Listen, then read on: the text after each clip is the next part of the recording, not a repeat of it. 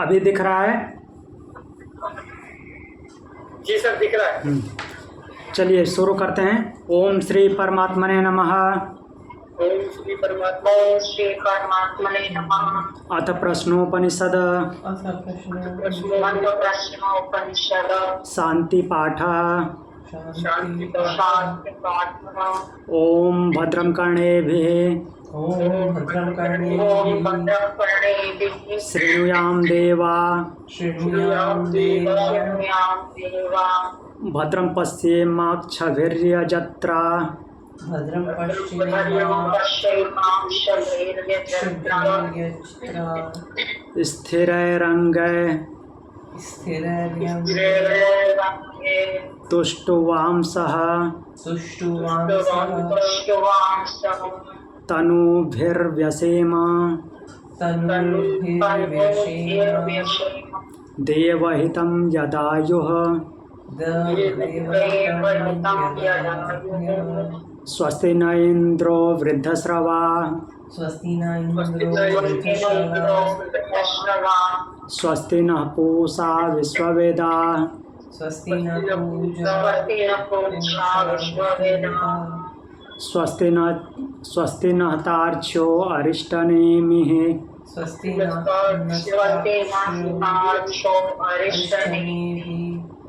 स्वस्ति नो बृहस्पतिर्दधातु स्वस्ति नो बृहस्पतिर्दधातु ओम शांति शांति शांति। ओम शांति शांति। तो चलिए अपने मूल पाठ पे चलते हैं। तीसरा प्रश्न था। तीसरा प्रश्न में हमने कल देखा था कौशल देशीय अश्वलायन प्रश्न पूछ रहे हैं और यह प्रश्न भी प्राण से ही संबंधित है।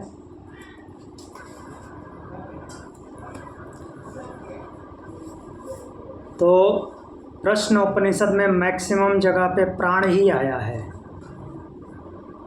तो ये जो प्रश्न उपनिषद नाम रखा है इस उपनिषद का, इसका एक और नाम हो सकता था प्राण उपनिषद, क्योंकि प्राण की ही महिमा गाई गई है। तो ठीक है, 6 प्रश्न है इसलिए प्रश्न उपनिषद नाम रखा है। दूसरी बात ये है कि हाँ, नाम का थोड़ा प्रॉब्लम आ रहा है, तो इस पर मैंने कई जगह से वो रिसर्च किया, देखा। वैसे भगवत गीता, नॉट भगवत गीता, गीता प्रेस ने इसको थोड़ा क्लियर लिखा है, बट जितने भी इंग्लिश ट्रांसलेशंस हैं वो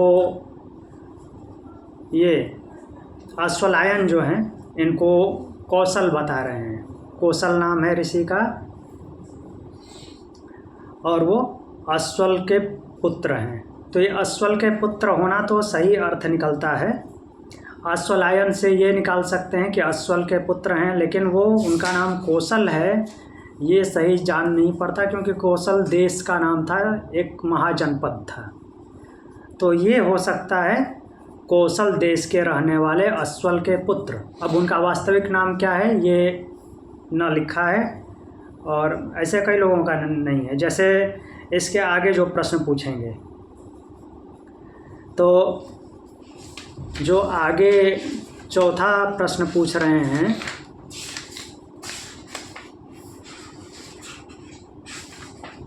चौथा प्रश्न पूछने वाले कौन है? सौर्यायणी गार्ग्य। तो सौर्यायणी गार्ग का भी नाम वैसा ही है। गार्ग्य मतलब कि गर्ग के वंशज या गर्ग गोत्र में उत्पन्न होने वाले, ठीक, गर्ग गोत्र में उत्पन्न होने वाले। और सौर्यायणी मीन्स सूर्यवंशी या सौर्यायण के वंशज, ऐसा कुछ हो सकता है। उनका वास्तविक नाम क्या है ये डिफाइन नहीं हो रहा है यहाँ पे भी, तो नाम के चक्कर में नहीं पड़ना है। हाँ, जो जिसके नाम से उनको संबोधित किया जा रहा है वही ले लेंगे। जैसे यह अश्वलायन है, अश्वलायन बोलेंगे, अश्वल के पुत्र।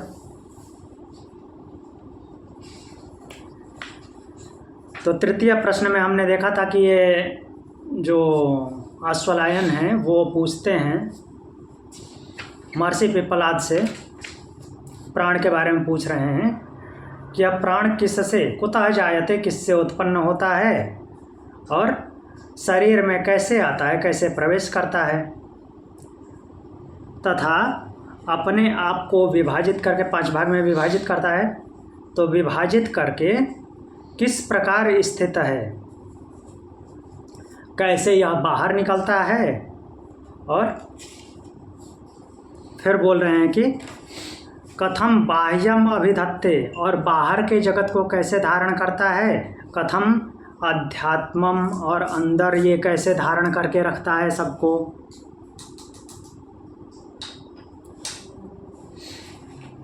तो इतना क्लियर है। आगे बढ़ें, आगे देखते हैं दूसरा मंत्र क्या बोल रहे हैं। तस्मै स होवाचाति प्रश्नान् पृच्छसि ब्रह्मिष्ठोऽसीति तस्मात् ते अहं ब्रवीमि। चलिए पढ़िए। तस्मै स होवाच तस्मै सहोवाच अति प्रश्नान् पृच्छसि अति प्रश्नान् पृच्छसि ब्रह्मिष्ठोऽसीति ब्रह्मिष्ठोऽसीति तस्मात् ते अहं ब्रवीमि। तस्मात् ते अहं ब्रवीमि। तो महर्षि बोलते हैं अश्वलायन से, तस्मै सह उवाच, वो महर्षि पिप्पलाद बोले, अति प्रश्नान् पृच्छसि मीन्स बहुत ही उत्तम प्रश्न पूछे हो। बहुत ही उत्तम प्रश्न है, उच्च श्रेणी का प्रश्न है। ब्रह्मिष्ठा असीति, और मेरा मानना है कि तुम ब्रह्मिष्ठ हो, ब्रह्म में श्रद्धा रखते हो। तस्मात् अहम ते ब्रवीमि, इसलिए मैं तुम्हारे प्रश्न का उत्तर दूंगा, मैं बताऊंगा, इस प्रश्न का उत्तर बताऊंगा। मतलब उन्होंने पहले क्लियर किया कि प्रश्न पूछने वाला जो पात्र है, इसका जवाब, इसका जो उत्तर है उसको धारण करने की क्षमता रखता है, तो उत्तर दे रहे हैं। अब उत्तर क्या देते हैं देखते हैं।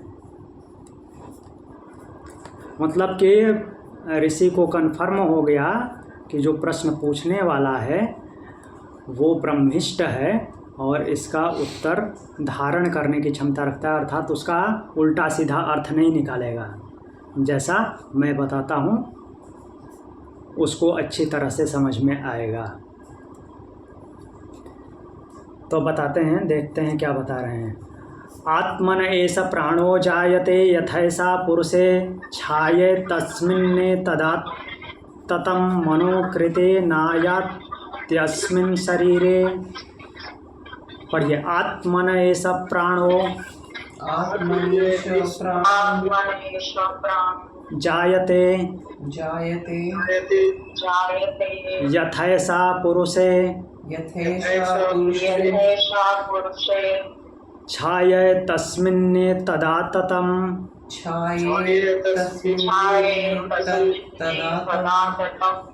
मनोकृते नायात्यस्मिन् शरीरे।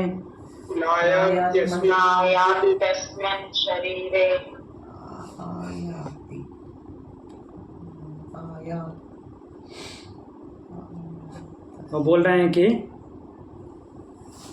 एष प्राण, यह प्राण आत्मनः जायते, किससे जन्म लेता है, किससे उत्पन्न होता है। आत्मनः जायते, आत्म तत्व से अर्थात परमात्मा से, उस ब्रह्म से उत्पन्न होता है। अब यहाँ पे ये नहीं समझ लेना है कि ब्रह्म के पास तो कुछ है नहीं, वो कैसे पैदा कर देता है। मतलब ब्रह्म की वजह से होता है, कहने का तात्पर्य ये है। तो बता रहे हैं महर्षि कि यह प्राण उस ब्रह्म से उत्पन्न होता है, यथा, कैसे, उसका एग्जाम्पल भी दे रहे हैं।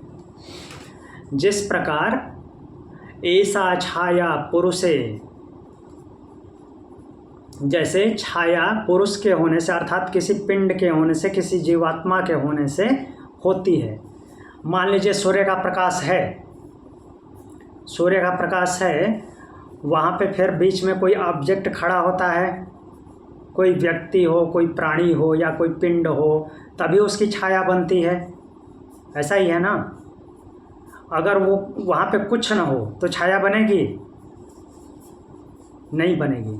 लेकिन वो छाया किसकी वजह से आ रही है? सूर्य की वजह से। अगर सूर्य ही ना हो, मीन्स अंधेरा हो जाए, प्रकाश ना हो, तो प्रतिबिंब वो छाया बनेगी? नहीं बनेगी। तो इसीलिए एग्जाम्पल दिए हैं इसका, छाया का। प्राण उत्पन्न होता है उस आत्म तत्व से, जैसे छाया पैदा होती है, किसी पिंड के होने से छाया बनती है। तो पिंड तो है, मान लीजिए कोई प्राणी है लेकिन प्रकाश नहीं है, सूर्य नहीं है, तो छाया नहीं बनती है। वैसे ही प्राण विद्यमान है, लेकिन अगर वो आत्म तत्व उसको शक्ति प्रदान नहीं कर रहा है तो उसका होना ना होना सब बराबर है, वो नहीं होने जैसा है। तो इसलिए वो उत्पन्न जो हो रहा है प्राण से उत्पन्न हो रहा है। फिर बोल रहे हैं एतस्मिन् आततम अस्मिन् शरीरे मनोकृते आयाति। प्रश्न क्या पूछे हैं कि यह इस शरीर में प्रवेश कैसे करता है, यही पूछे हैं। तो बोल रहे हैं कि यह प्राण एतस्मिन्, उसके ही आश्रित है। किसके आश्रित है? पहले तो बता रहे हैं कि यह प्राण उसी के आश्रित है। किसके? परमात्मा के आश्रित है। और शरीर में प्रवेश कैसे करता है? मनोकृतेन आयाति, मन के द्वारा किए गए, मन के द्वारा किए हुए संकल्प से, मन के द्वारा किए हुए से आता है। सिंपल सा अर्थ ऐसा निकलता है। तो मन के द्वारा किए हुए, मन के द्वारा किए हुए क्या है? जो संस्कार बनाए हैं प्राणी ने, उन संस्कारों की वजह से प्राण प्रवेश करता है। अगर संस्कार शून्य हो जाए तो प्राण कहीं प्रवेश नहीं करेगा, निकल जाएगा, क्योंकि जीवात्मा मुक्त हो जाएगा। अब यहाँ पे मन क्यों दिया हुआ है? मना कृतेन, क्योंकि एक प्रकार से समझा जाए तो जो सूक्ष्म शरीर है, संस्कारों को कैरी करता है, वो पूर्ण रूप से मन ही है। मन कैसे है? क्योंकि मन उसको इसलिए बोल सकते हैं, सूक्ष्म शरीर को मन इसलिए बोल सकते हैं, वो संस्कारों को जो कैरी करता है। मन वैसे ही इन सबको कवर करता है। जैसे प्राण के 5 भाग होते हैं, प्राण, अपान, उदान, समान, व्यान,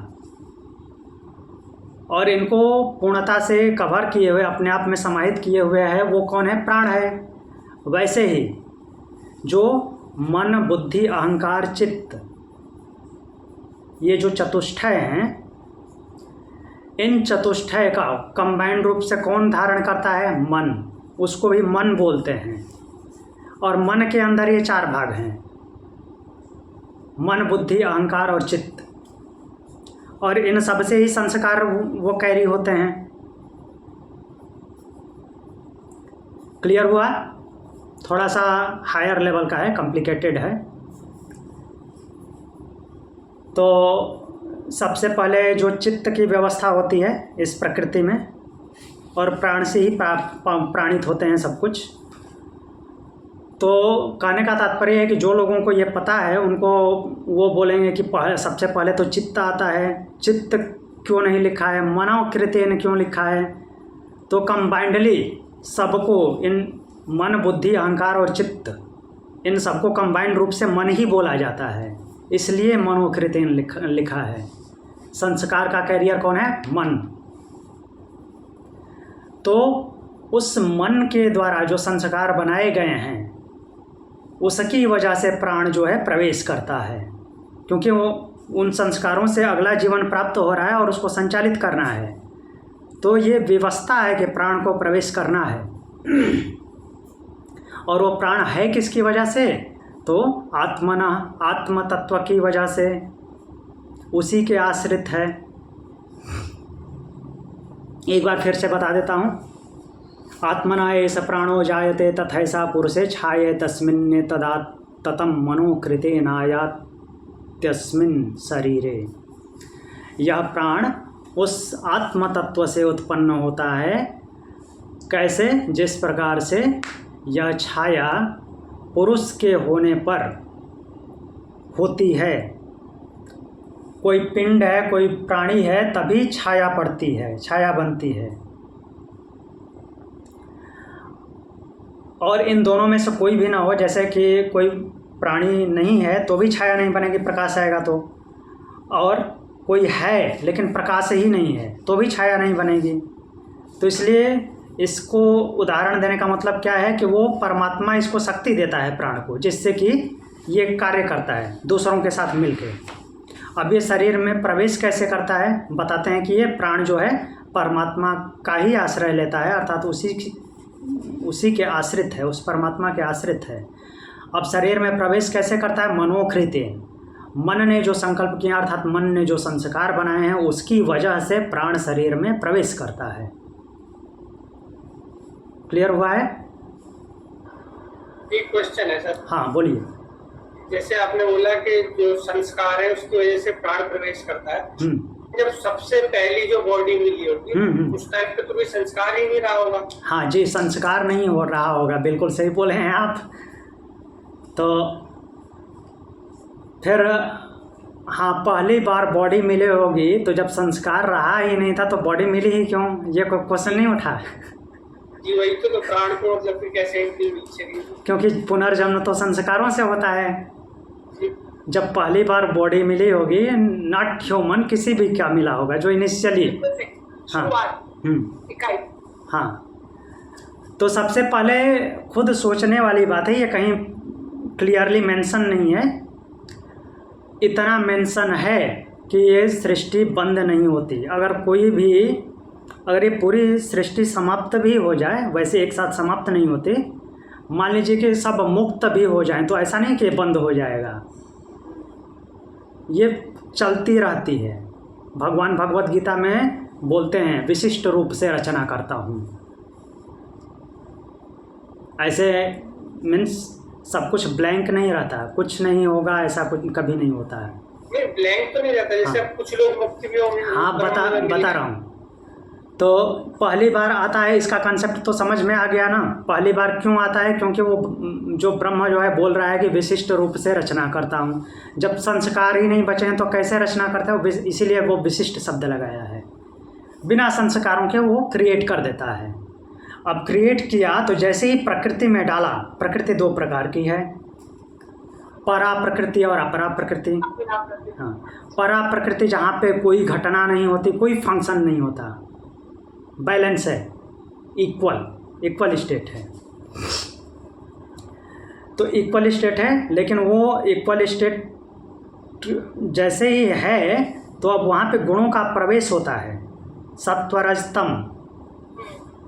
सत्वरजतम ये तीनों जो हैं सिंचाई करते हैं प्रकृति की। तो यहाँ पे सत्वरजतम का प्रवेश हुआ, जैसे ही कुछ बना वो इन तीनों गुणों के साथ ही होगा, अलग से प्रवेश करने की ज़रूरत ही नहीं है। प्रकृति में जो भी आया समझ लीजिए वो तीनों गुणों के साथ है। अब जैसे ही तीनों गुणों के साथ आया तो गुण फंक्शन करेंगे, ये भी सुनिश्चित है। गुण है किस लिए? फंक्शन करेंगे, और फंक्शन खुद नहीं करते, वो कराते हैं, इन इंद्रियों को माध्यम बनाते हैं। तो इन इंद्रियों को माध्यम बनाने के लिए और फंक्शन करने के लिए प्राण का प्रवेश होगा। क्लियर है? क्योंकि जैसे ही गुण आए, ये प्रकृति अब शांत रहने वाली नहीं है। अब ये प्रश्न उठता है कि जब संस्कार पहले से है नहीं तो वो किस बेस पे फंक्शन करेगा? कुछ अच्छा न किया है ना कुछ बुरा किया है, तो कैसे कुछ अच्छा करेगा, कैसे कुछ बुरा करेगा? क्योंकि ये जो 3 गुण हैं, तीनों गुणों की 3 अलग प्रकृति है। सत्व गुण जो है वो ज्ञान को उत्पन्न करने वाला है, रजोगुण कर्म में लगाने वाला है, और तमोगुण आलस्य, प्रमाद और स्थिति प्रदान करने वाला है। तो जैसे ही प्राण से संचालित होगा, ये तीनों अपना फंक्शन कर देंगे, और जिधर ये इंद्रियां मूव हो जाएंगी, वो कर्म संस्कार शुरू हो जाएंगे। क्योंकि उन तीनों की अपनी प्रकृति है। प्रकृति बोले तो प्रकृति शब्द कई रूप में यूज होता है। प्रकृति पूरे ब्रह्मांडिक प्रकृति जो है उसके लिए भी यूज होता है, इंडिविजुअल प्राणी की भी प्रकृति है, और हर एक चीज़ का जो मूल स्वभाव है उसके लिए भी प्रकृति यूज होता है। तो ये तीनों गुण जो हैं प्रकृति के, वो फंक्शन करेंगे तो वो अलग अलग तरह से प्रोसेस करेंगे। उसमें पुराने कर्मों का होना कोई ज़रूरी नहीं है, क्योंकि उन तीनों के अलग अलग गुण धर्म हैं। तो उसके हिसाब से वो फंक्शन करेंगे। और कोई जो जैसे सत्व की तरफ ये इंद्रियां वो हो गई, क्या बोलते हैं कि सत्व की तरफ लग गई तो सात्विक संस्कार बनेंगे। और ये तीनों साथ साथ रहते हैं, ऐसा नहीं कि कोई एक रहेगा, तीनों साथ साथ रहेंगे। कोई एक प्रबल रहेगा, थोड़ा सा ही प्रबल रहेगा। तो जो मैक्सिमम टाइम में सत्व गुण में रहता है, सत्व मीन्स सत्व के साथ रहता है, तो सत्वगुणी कहा जाता है। ऐसा नहीं कि वो रजोगुण में मीन्स कर्म नहीं करेगा या सोएगा नहीं, बैठेगा नहीं, ऐसा तो नहीं है ना। सब कुछ करता है। जो डोमिनेंट होगा, सत्व होगा तो सत्वगुणी कहलाएगा, और ज़्यादा उछल कूद मचाने वाला होगा, कर्मों में ज़्यादा लगा होगा तो वह रजोगुणी कहलाएगा। और आलसी होगा, लेटा रहता होगा, सोया रहता होगा, या फिर कर्मों को टालता रहता होगा तो वो तमोगुणी कहलाएगा। लेकिन जो ऐसा होगा कर्मों को टालने वाला भी होगा, वो भी कर्म तो करता ही है, ऐसा नहीं कि कर्म नहीं करता, और उसको भी थोड़ा बहुत ज्ञान होता ही है। बिल्कुल शून्य कोई भी नहीं होगा। तो ये कंसेप्ट तो क्लियर हुआ कि हाँ, जब संस्कार नहीं थे तो भी कैसे शुरुआत हो जाती है। ये गुणों की वजह से होता है। नहीं क्लियर हुआ? एक बार थोड़ा सा सर उसका परा और अपरा का थोड़ा एग्जांपल दे देते छोटा सा, क्या क्या होती है मतलब? हाँ, परा और अपरा, जिस किसी भी चीज़ की परा है, पराकाष्ठा है, वो बहुत विस्तृत नहीं होता, इसलिए उसका एग्जाम्पल दे पाना संभव नहीं होता। वो एक जस्ट पॉइंट होता है, क्योंकि वो बहुत ज़्यादा लंबा चौड़ा विस्तृत हो जाएगा तो वो परा रह ही नहीं सकता, वो फिर अपरा में काउंट होगा। परा मतलब कि एकदम से ब्रह्म के स्वभाव वाला है, वो एक अलग पहचान है उसकी, और वो पहचान हो जाना भी अपरा बन जाता है। मतलब वो है लेकिन उसका अपना कुछ अस्तित्व नहीं जैसा है, तो उस टाइम पे वो परा समझा जाता है।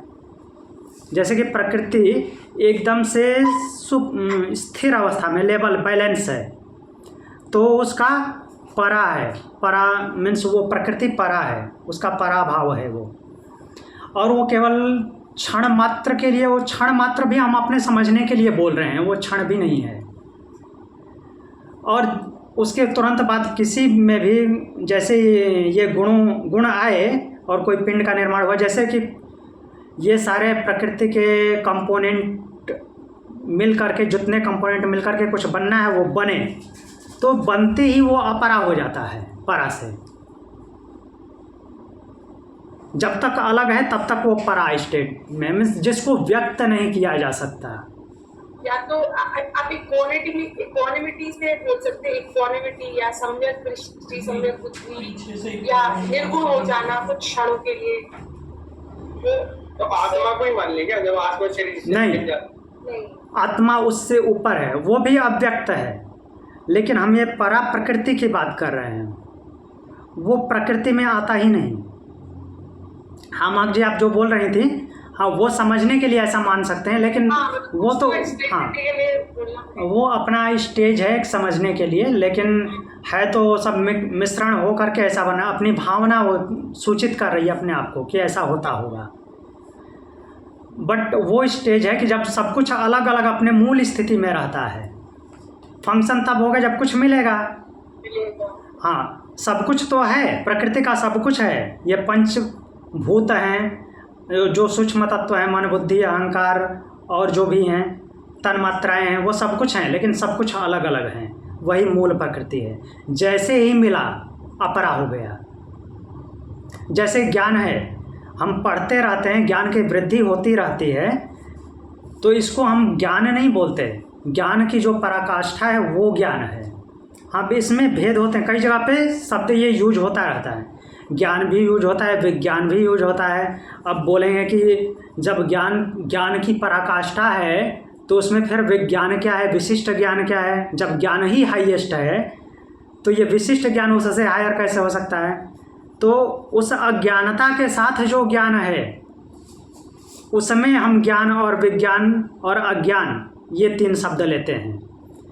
जब वो हायर लेवल पे पहुँचे, हाईएस्ट लेवल पे, नॉट हायर लेवल पे, हाईएस्ट लेवल पे पहुंच गया तो उसको ज्ञान ही बोला जाएगा और वहाँ पे अज्ञान शून्यता हो जाएगी।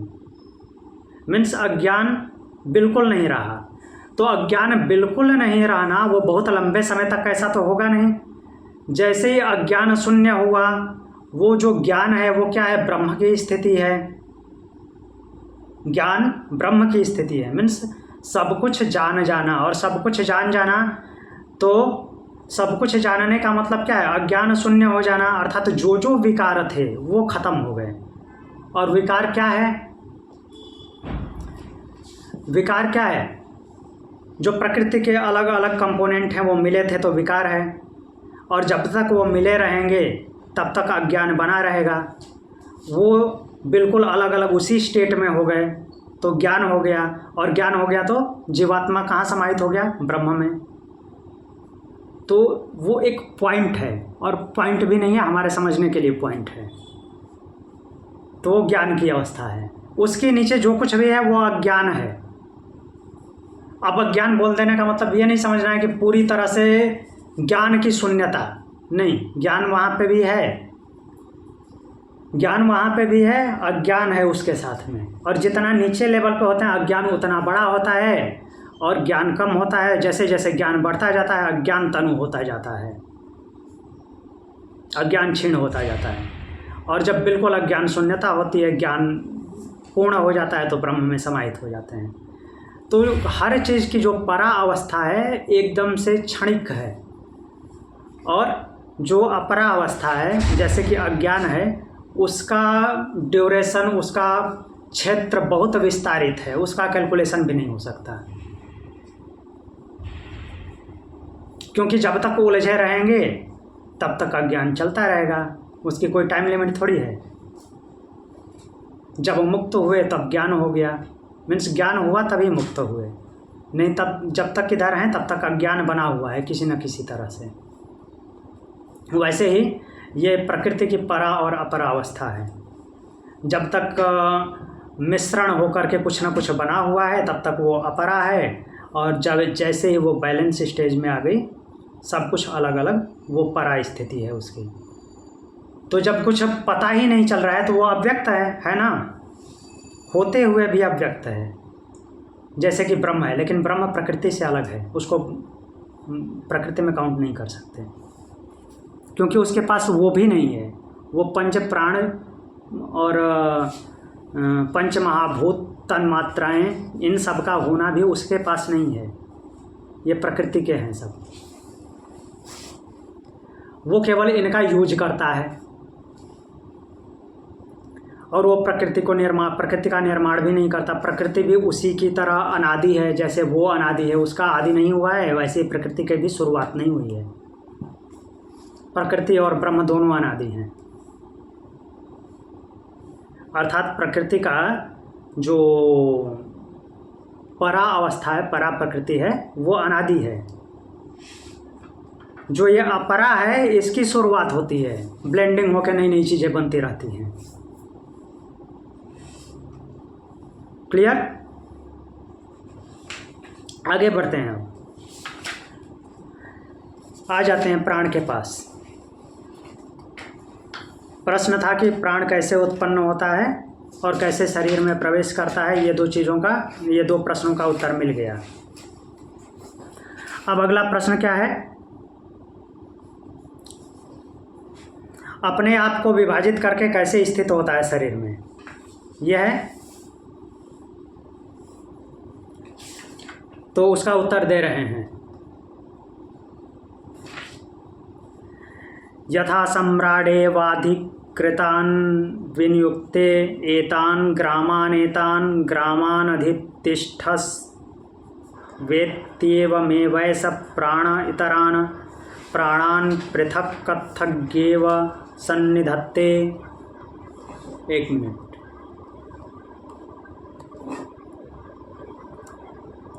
हाँ, दिख रहा है जी। तो चलिए पढ़ते हैं। यथा सम्राडे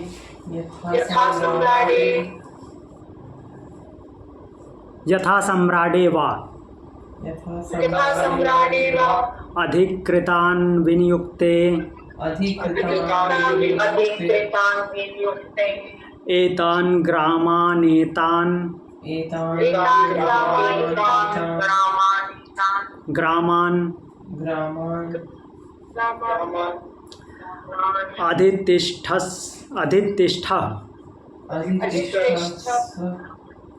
अधितिष्ठ वेत्येवमेवैष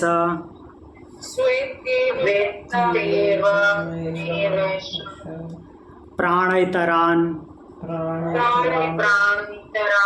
प्राणान् पृथक् पृथग्गेव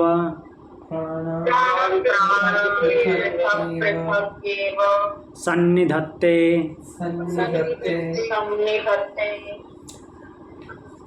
तो बोल रहे हैं कि यथा सम्राट एव एतान् ग्रामान् अधितिष्ठस्व इति अधिकृतान् विनियुक्ते। अब ये नीचे लेवल पे आके समझा रहे हैं, बहुत नीचे लेवल पे आके समझा रहे हैं। जैसे मान लीजिए कि एक राजा अधिकारियों की नियुक्ति करता है। एक राजा अधिकारियों की नियुक्ति करता है कि तुम इस गांव के अधिपति रहोगे, तुम इस गांव के अधिपति रहोगे, ऐसा बोल रहे हैं। अधिकारियों को अलग अलग नियुक्त करता है। गांव बोलने का मतलब क्षेत्र है, तो यहाँ पे गांव लिखा है तो गांव ही हम बोल लेते हैं। जैसे एक सम्राट अधिकारियों की नियुक्ति करता है, अलग अलग गांवों के अधिकार देता है, वैसे ही एवं एव एषः प्राणः इतरान् प्राणान् पृथक् पृथक् एव सन्निधत्ते। यह प्राण संयुक्त रूप से भी नाम आ रहा है और विभाजित होगा तो भी प्राण आएगा, क्योंकि सबके साथ जुड़ा हुआ रहता है।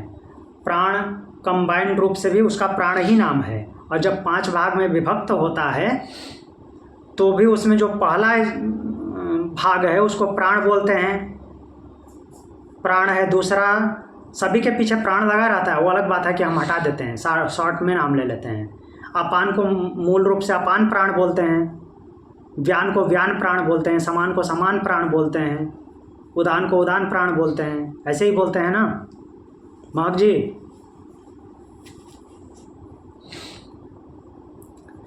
तो जी हाँ, प्राण जो है कंबाइंड रूप से उसका प्राण ही नाम है। और जो 5 भाग में विभाजित करता है तो सभी प्राणों को मतलब अपान प्राण, समान प्राण, उदान प्राण, व्यान प्राण और जो प्राण खुद है, तो इन सबको अलग अलग स्थापित करता है।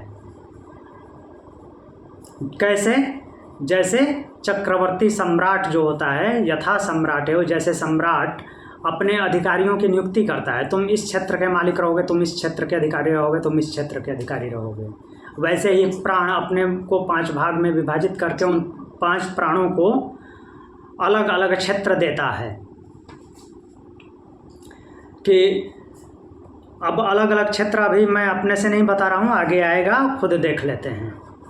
प्रभु इनका एक प्रश्न है। हाँ, तो उनको पूछने दीजिए। हाँ, मैं जैसे आपने पहले ये तो बोला था कि जो प्रकृति है वो प्रभु के थ्रू ही फंक्शन करती है ना।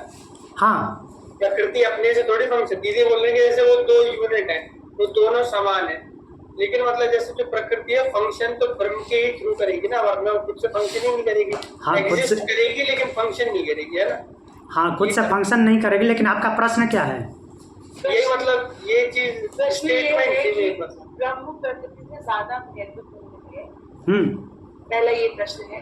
और दूसरा ये कि अगर भगवान, मतलब जो मेरे को समझ में आ रहा है कि भगवान ब्रह्म है, राइट? हाँ, तो फिर ब्रह्म मतलब प्रकृति is less important then Brahma basically. आपके इसी उदाहरण से प्राण एक है लेकिन 5 कहने के लिए ऑपरेशनल फील्ड बना दिया उन्होंने और उसमें ऑपरेशनल इंचार्ज बना दिए जी। तो क्या प्रभु ने भी ब्रह्म और प्रकृति 2 इंचार्ज बनाए हैं? क्या प्रभु ही ब्रह्म है और प्रकृति इज अ जूनियर जो अलग ऑपरेशन करता है? तो जो मैंने ज्ञान में पढ़ा है वो मैंने को बता दिया है कि प्रकृति और ब्रह्म बराबर है, बट आपके भी इतना। हाँ, प्रकृति और ब्रह्म दोनों की जरूरत है, ठीक है। ब्रह्म को प्रकृति की जरूरत है, प्रकृति को ब्रह्म की जरूरत है। हाँ, वो अलग बात है कि प्रकृति ना भी रहे तो ब्रह्म को कोई फर्क नहीं पड़ता, ब्रह्म को उसकी जरूरत नहीं है, ये भी बात है। लेकिन कुछ करना हुआ तो ब्रह्म नहीं कर सकता, उसको प्रकृति की जरूरत है। हाँ, अब वो उसकी सुपीरियरिटी इसलिए है क्योंकि उसने शक्ति प्रदान की है, सब कुछ उसी के द्वारा संचालित है, इसलिए वो अधिष्ठाता है। जैसे सेम समझ लेते हैं बिजली के इक्विपमेंट से। नॉर्मली मैं बिजली का ही ज़्यादा वो उदाहरण देता हूँ।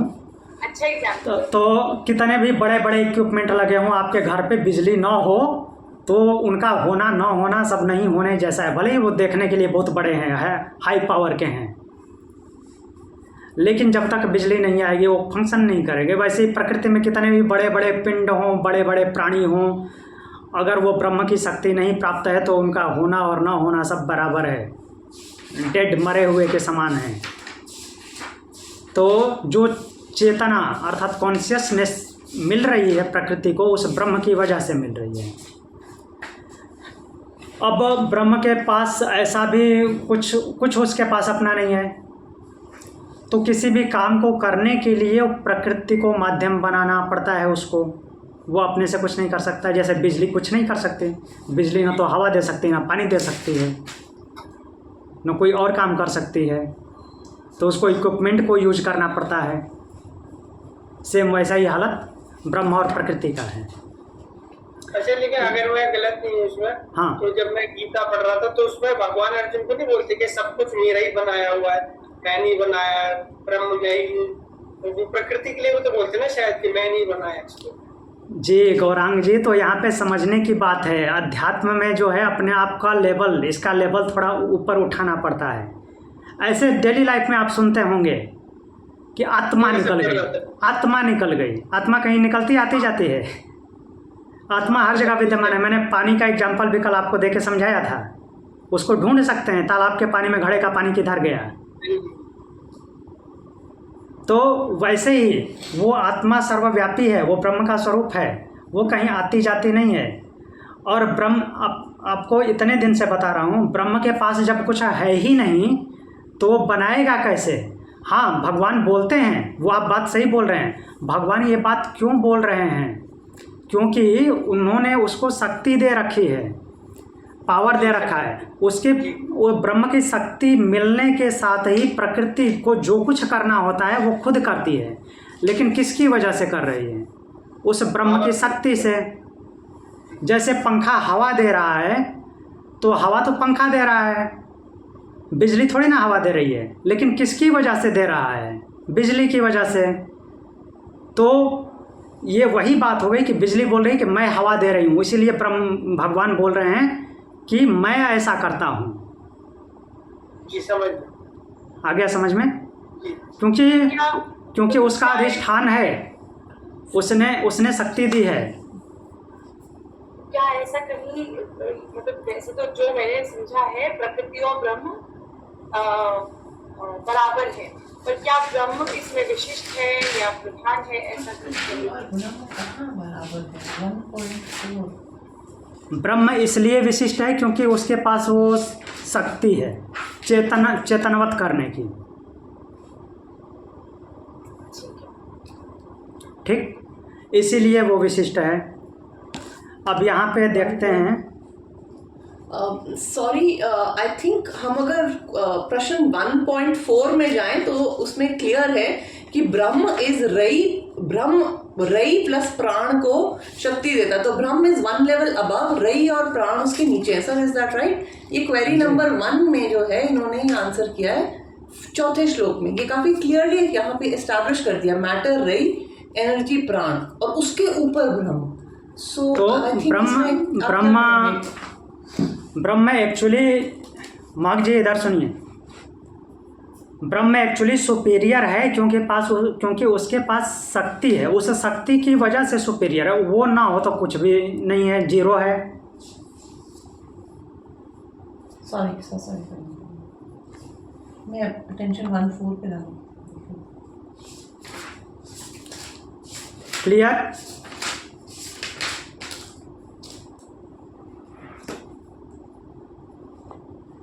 सॉरी, मैं इसी पे 1.4 दिखाने की कोशिश कर रही थी। अगर 4 बहुत अच्छा से एक्सप्लेन किया था आपने उसमें प्रश्न 1 में श्लोक नंबर 4 एक्सप्लेनेशन बहुत अच्छा था।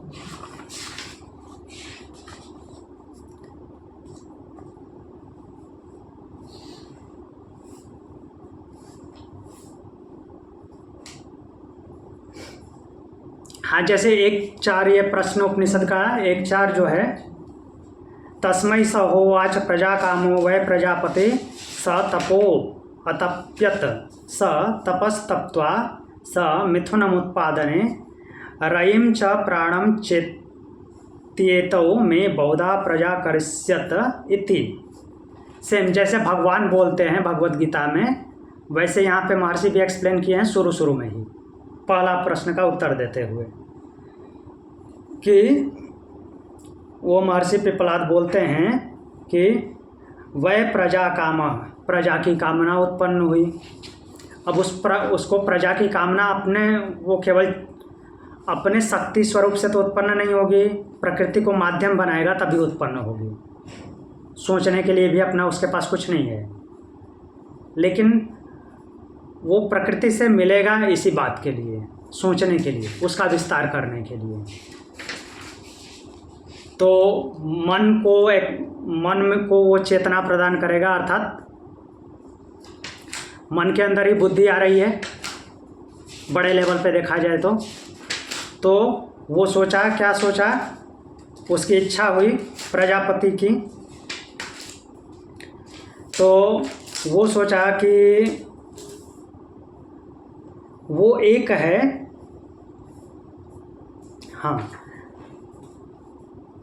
उसने क्या किया कि तपत्वा, तप किया, और तप करके रयिम प्राणम इति मिथुनम, रई और प्राण, प्राण और रई मीन्स प्राण को अलग किया और बाकी प्रकृति को अलग रखा, प्राण के माध्यम से चेतना देने के लिए। तो वो जोड़ा उत्पन्न किया और ये कल्पना क्या की, ये सोचा। तो जो वो सोचेगा वही होगा भी, क्योंकि प्रकृति उसका माध्यम है, तो प्रकृति के साथ जो चाहेगा वो करवाएगा, और वो करवाना भी वो प्रकृति के माध्यम से ही होगा, उसका अपना उसके पास कुछ नहीं है।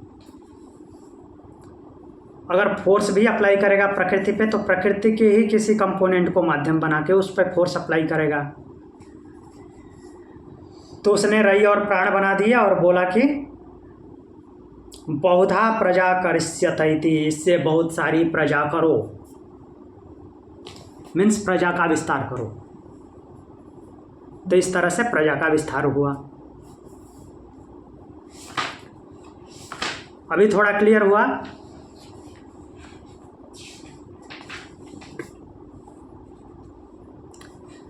एक और देख लेते हैं। हमने चौथे में देखा था कि जैसे सम्राट अपने अधिकारियों की नियुक्ति करता है, तो वैसे ही ये प्राण 5 भाग में विभाजित होकर के अपने 5 प्राणों को अलग अलग जगह पे नियुक्त करता है। तो अब 5वें मंत्र में देखते हैं कि क्या बोल रहे हैं।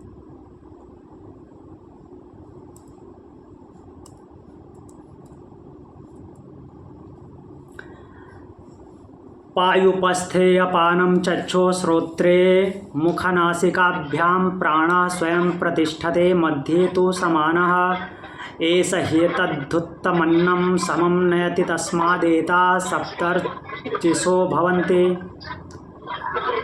तो इसको पढ़ेंगे। पायुपस्थे अपानं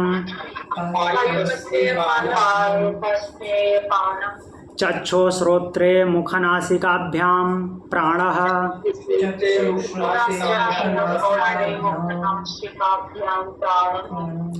स्वयं प्रतिष्ठिते मध्ये तु समानः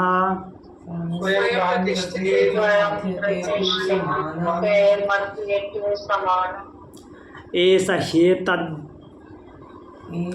ह्येतद्भुत एक मिनट रुकिए। एष ह्येतद्भुतमन्नं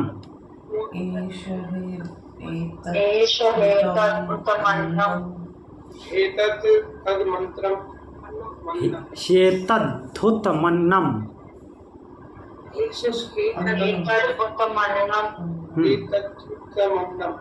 समं नयति तस्मादेता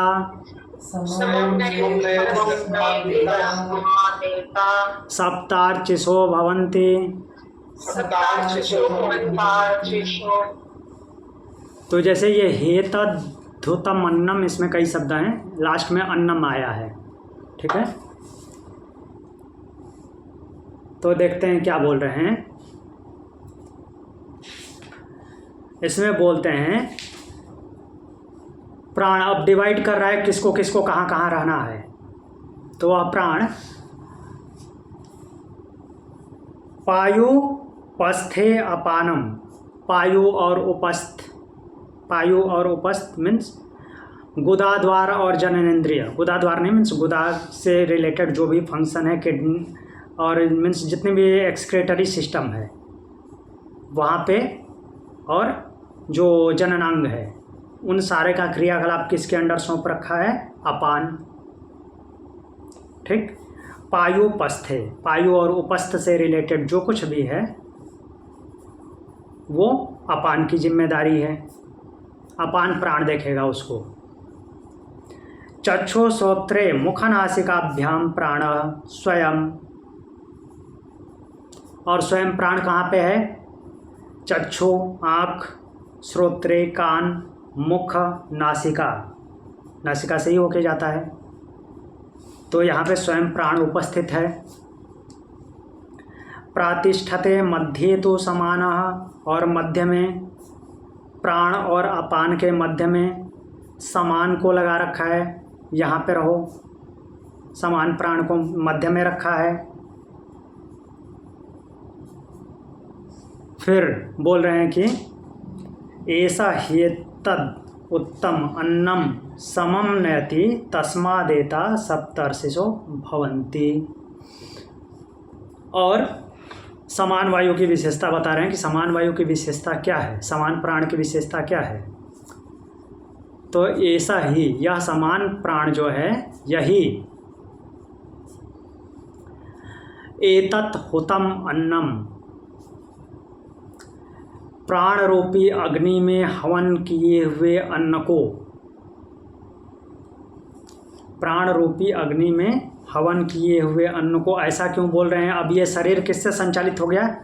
प्राण से 5 भाग में डिवाइड किया उसने, तो अभी शरीर का कंट्रोल किसके पास आ गया? पूरी तरह से प्राण के पास आया। उसी के वही 5 भाग में डिवाइड होकर के अब कंट्रोल कर रहा है। और हम जो भोजन करते हैं, अन्न खाते हैं, तो भोजन हम किसको समर्पित कर रहे हैं? समान वायु को, वही पचा रहा है। तो समान वायु पाचन कर रहा है, तो इसीलिए लिख रहे हैं कि एता हुतम अन्नम, इसको दी हुई आहुति, अन्न रूपी आहुति, किसको? समान वायु को अन्न रूपी आहुति दिए हैं। समम नयति, समम नयति ये क्या करता है? समभाव से, बराबर बराबर भाव से शरीर में पहुंचाता है। बराबर भाव का मतलब ये नहीं है कि जितना पैर के अंगूठे में पहुंचा उतना ही इधर पहुंचेगा, नहीं। समभाव का अर्थ दूसरा होता है, सीधे सीधे समभाव नहीं ले लेना, वो गलत है। ये समभाव ऐसा होता है जैसे सूर्य समभाव से वृष्टि करता है, तो वो क्या हर जगह समान वृष्टि करता है? नहीं, जहाँ पे जितनी ज़रूरत है वैसी वर्षा करता है। पहाड़ों पे ज़्यादा बारिश करता है, नदियाँ बहनी है, मैदानों में उससे कम करता है, रेगिस्तान में और कम करता है। तो वैसे ही समान वायु, समान प्राण जो है, जो अन्न की आहुति हम देते हैं उसको समान रूप से शरीर में पहुंचाता है, अर्थात शरीर के जिस अंग को जितनी ज़रूरत है उतनी ऊर्जा का संचालन करता है, वहाँ पे उसको उतनी ऊर्जा प्रोवाइड करता है। तस्मात् एता समः अर्चिस भवन्ति, और उसी से जो ये अन्न की आहुति के बाद ऊर्जा प्रदान करता है समभाव से, उसी से ये सप्त अर्चिसः 7 ज्वालाएँ उत्पन्न होती हैं। सप्त अर्चिसः भवन्ति, 7 ज्वालाएँ उत्पन्न होती हैं। ये ज्वालाएँ कौन कौन सी हैं?